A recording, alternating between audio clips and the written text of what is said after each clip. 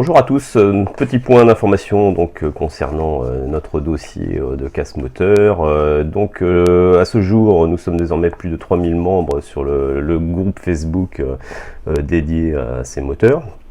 Plus de 1050 cas ont été recensés sur le site internet où vous pouvez renseigner votre cas, et la casse moyenne est à l'heure actuelle de 65 000 km en moyenne. Ce qui est assez consternant, on va pas se mentir, avec de très nombreux cas de double casse où le second moteur casse lui aussi. Quand j'entends par casse, c'est pas forcément que le moteur va exploser, mais c'est quand il est diagnostiqué bon à être remplacé, par exemple perte de compression sur cylindre numéro 3, pour ne pas le citer, qui est celui le plus touché dans nos cas. Il y a plus de 12 100 signataires sur la pétition qui a été lancée sur le site mesopinions.com, avec près de 1000 cas qui se sont recensés là aussi pour déclarer leur sinistre, on va dire. Sinon, sur le groupe, on commence à avoir de plus en plus de cas juridiques, et beaucoup d'entre vous se posent la question légitime de savoir s'il est possible de partir sur un recours collectif. Alors je vais essayer de développer pour répondre à certaines de vos questions, parce que malheureusement ça n'est pas aussi simple. On peut pas juste dire yaka faucon, les choses sont un peu plus compliquées que ça malheureusement en France. Les recours collectifs, s'ils existent, c'est la loi Hamon de 2014 qui le permet. Dans les faits, malheureusement, il y a un cas famélique de dossiers qui ont été engagés sur cette voie, avec des résultats qui sont très très médiocres. Voilà, à savoir que je vais prendre les choses dans l'ordre et puis je vais pouvoir développer. En gros, là, à l'heure où on se parle, vous êtes plusieurs, vous êtes assez nombreux à avoir des cas juridiques sur lesquels vous êtes partis en premier lieu sur une expertise à l'amiable, après quoi, fort appuyé par votre protection juridique, vous vous êtes engagé sur une voie avec avocat pour obtenir gain de cause auprès de Renault, puisque vous n'étiez pas Renault, Nissan ou Dacia, puisque vous n'étiez pas tombé d'accord sur les prises en charge. Ça, c'est un premier cas. C'est vrai qu'à l'heure actuelle, il pourrait être pertinent de regrouper ces cas-là sous un même cabinet d'avocats.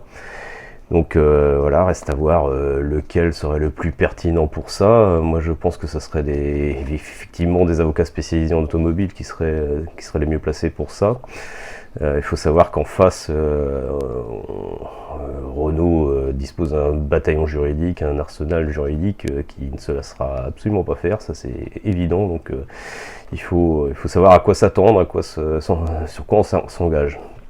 Du reste, on a déjà sollicité en France pour la loi Hamon et les recours collectifs. Il y a 15 associations qui sont agréées pour mener ce genre d'action, dont l'UFC Que Choisir, qui est la plus connue, la CLCV également. À savoir que nous avons contacté tous ces organismes, et la CLCV nous a vaguement répondu, mais ça n'a pas...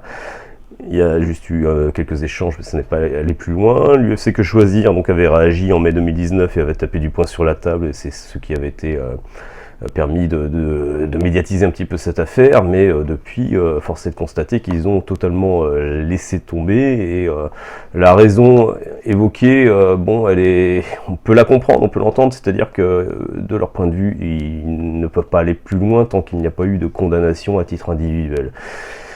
Voilà, en gros, ils n'ont pas le courage ou la volonté de s'engager sur une voie juridique et lancer un recours collectif, bien qu'ils se justifieraient, parce qu'ils savent à qui ils ont affaire en face, et ils ne souhaitent pas s'engager sur cette voie tant qu'ils n'ont pas des armes lourdes dans leur possession, en l'occurrence des condamnations qui auraient déjà été prononcées dans le cadre de ce dossier. Voilà. De ce côté-là, on peut pour l'instant laisser tomber. Je pense qu'il n'y a pas beaucoup d'espoir. Par contre, après, on en revient toujours aux solutions des avocats individuels. Peut-être ceux qui ont déjà lancé cette bataille peuvent donner les noms de leurs avocats pour essayer de regrouper effectivement les dossiers. L'autre option, effectivement, ça serait de partir sur des avocats spécialisés. Donc, on a déjà été en contact avec certains avocats. Donc là, le nom qui me revient en premier, c'est le nom de Quentin Daels. Donc, c'est vraiment un avocat vraiment très spécialisé dans le monde, le secteur automobile. Selon son opinion à lui, l'idée, si on voulait vraiment partir sur une lutte contre Renault, il faudrait vraiment définir une dizaine de cas vraiment béton à défendre, qui nous permettrait en quelque sorte de mener la lutte, enfin de porter le flambeau un petit peu de notre dossier, et ce qui permettrait d'enfoncer une porte en fin de compte contre Renault. Alors après, c'est plus facile à dire qu'à faire. Il faudrait vraiment trouver une dizaine de cas où Renault n'a pas réussi à mettre le curseur de façon suffisamment haute pour que les victimes acceptent. Donc comme je le disais, les cas sont rares finalement où il n'y a pas un accord pragmatique qui est trouvé. Donc des cas béton à défendre qui n'ont pas abouti à un accord sont finalement assez rares. C'est souvent des gens qui sont un peu jusqu'au boutiste, ce qui peut tout à fait se comprendre du reste. Mais bon, de là à aller jusqu'aux condamnations, malheureusement, c'est vrai que Renault dispose toujours de beaucoup de recours. Ils usent et abusent de tous les reports possibles et imaginables pour prolonger les dossiers. C'est évidemment à leur avantage. De toute façon, ils jouent la montre. Ils savent très bien que ce genre de dossier a une durée de vie de quelques années, et plus ils prolongent, plus ils se rapprochent d'un nombre de dossiers qui sera assez peu nombreux à défendre, et le coût économique pour eux au final sera le moindre possible. Bref, donc sinon, troisième option en termes de cabinet d'avocats, ça serait un avocat spécialisé dans les plaintes collectives. Donc là, c'est un petit peu différent. C'est pas forcément un avocat spécialisé dans le monde de l'automobile. Ça serait plutôt un avocat qui nous permettrait de porter notre dossier de façon un peu plus massive, quoi. C'est-à-dire que toutes les victimes pourraient intégrer cette plainte. Et on pourrait se reporter contre Renault, et essayer d'engager quelque chose. Après, c'est un petit peu, c'est pas forcément évident, parce qu'il faudrait pouvoir prouver que les défauts sont vraiment communs à tous les véhicules, ce qui n'est pas si simple que ça à prouver, bien qu'on sache pertinemment que les défauts de conception sont réels et ont été avérés dans les notes internes. De là, le prouver pour tous les véhicules concernés, c'est un peu différent. Mais il existe une possibilité, je pense, de ce côté-là, qui mériterait d'être creusée. Je vais en parler après.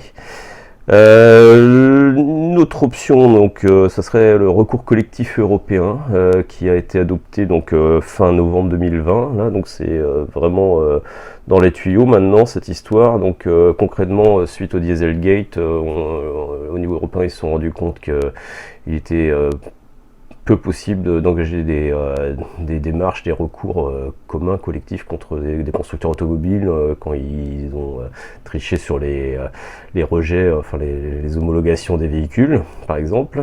Et du coup, ce recours collectif donc, a été adopté, et il sera retranscrit dans le droit de chaque État membre sous un délai de 2 ans. Donc là, ça a été adopté en 2020, en novembre 2020, donc il faut compter jusqu'à 2 ans, donc ça peut être moins, ça peut pas être plus normalement, mais donc par contre ça ouvre une véritable porte à notre dossier.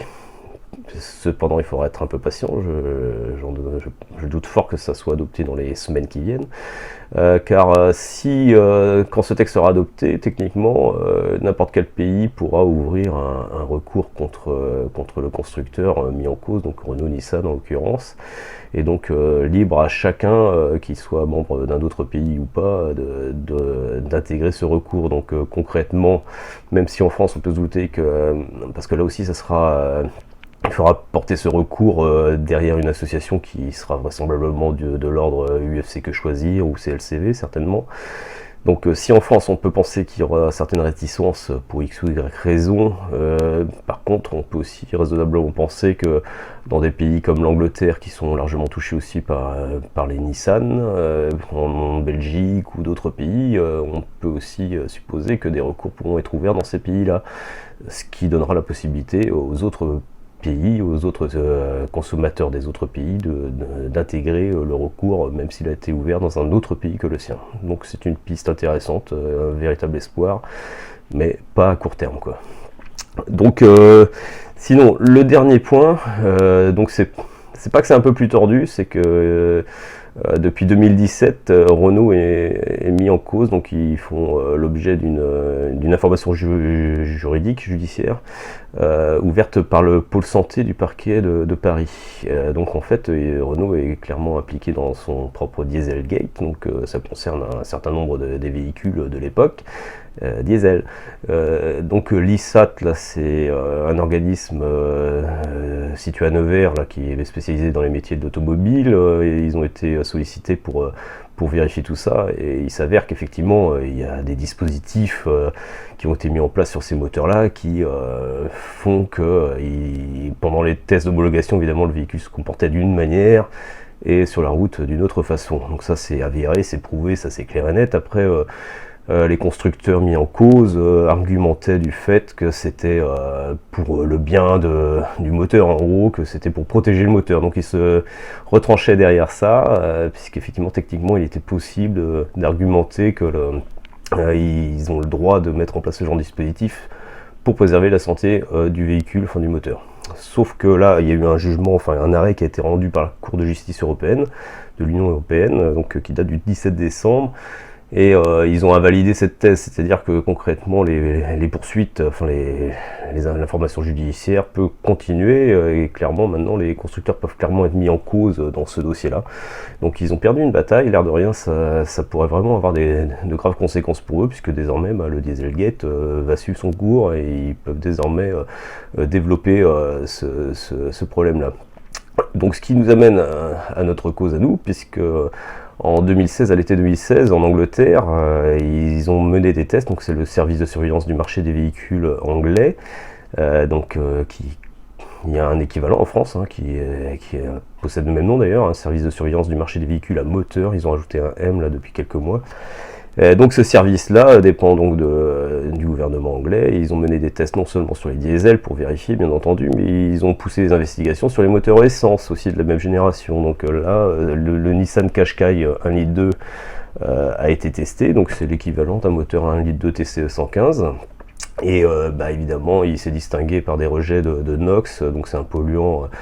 Il y a les rejets de CO2 et il y a les rejets de NOx. Le CO2, c'est un petit peu néfaste pour l'environnement, bien sûr, pour le réchauffement climatique, mais les NOx ont un impact beaucoup plus direct sur l'environnement immédiat, donc et sur la santé potentielle, donc avec bon, je vais pas m'étendre, je suis pas médecin, mais bon, on peut évidemment penser qu'on peut avoir des bronchites ou des problèmes un peu chroniques au niveau pulmonaire notamment, et surtout sur l'environnement immédiat, ça peut polluer les ruisseaux, la nature, etc. Donc bon, bref, on va pas s'étendre, mais techniquement, ces véhicules ont été vendus en ayant passé des tests d'homologation. Ils les ont bien franchis, ces tests, il n'y a pas à chipoter là-dessus, sauf que techniquement, les tests menés par cet organisme anglais ont révélé qu'en conditions réelles de conduite, les rejets de NOx étaient de 8 jusqu'à 16 fois supérieurs à ceux enregistrés en test d'homologation. Alors beaucoup diront que tous les constructeurs agissent un peu de la même manière. Non, ça n'est pas vrai, ça serait totalement inexact de dire ça. Donc il y a des diagrammes qui existent, et donc le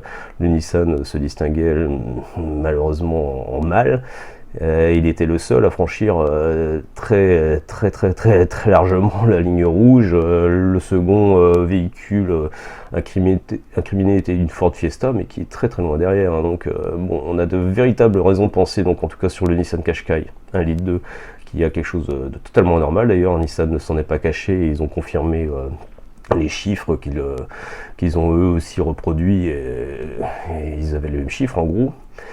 Sauf que comme ils avaient passé les tests d'homologation, ils n'estimaient pas avoir à s'en justifier ou à procéder, donc en gros ils s'en lavaient un peu les mains et disaient que de toute façon sur les nouveaux moteurs tout serait ok à nouveau, quoi.